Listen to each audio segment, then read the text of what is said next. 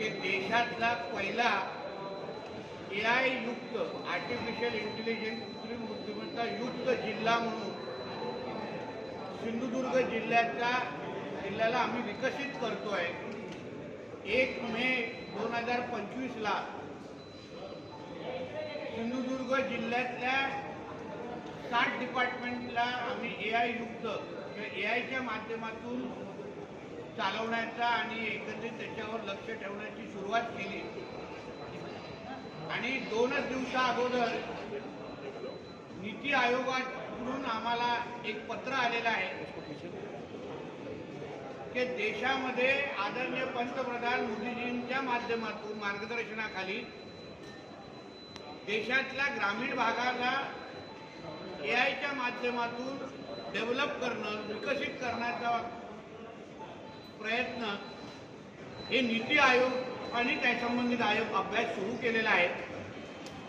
आणि म्हणूनच मार्वल कंपनीच्या माध्यमातून जो आम्ही सिंधुदुर्गाला AI युक्त करण्याचा आम्ही जो मार्ग सुरू केलेला आहे त्याचा पूर्ण अभ्यास करण्यासाठी नीति आयोगाचे सदस्य हे ऑक्टोबरच्या पहिल्या आठवड्यामध्ये सिंधुदुर्गामध्ये येणार आहेत। आम्ही सिंधुदुर्गामध्ये आर्टिफिशियल इंटेलिजन्सच्या माध्यमातून काय करतोय, कसं डेव्हलपमेंट करतोय, कसे विविध डिपार्टमेंटचा अभ्यास करतोय, कसे प्रश्न सोडवतोय, याच्या सगळ्याचा अभ्यास करण्यासाठी नीति आयोगाचे सदस्य आमच्याकडे येत आहेत। ही आमच्या जिल्ह्यासाठी आणि आमच्या महाराष्ट्रासाठी अतिशय अभिमानाची गोष्ट आहे। आमचे आदरणीय मुख्यमंत्री देवेंद्र फडणवीस साहेबांनी आमचा महाराष्ट्र हा आर्टिफिशियल इंटेलिजन्सचा हब असला पाहिजे, केंद्रबिंदू असला पाहिजे असं वक्तव्य पहिल्या 100 दिवसामध्येच केलेलं आणि त्याच मार्गावर चालण्याचं काम आमच्या सिंधुदुर्ग जिल्ह्याने केलेलं आहे।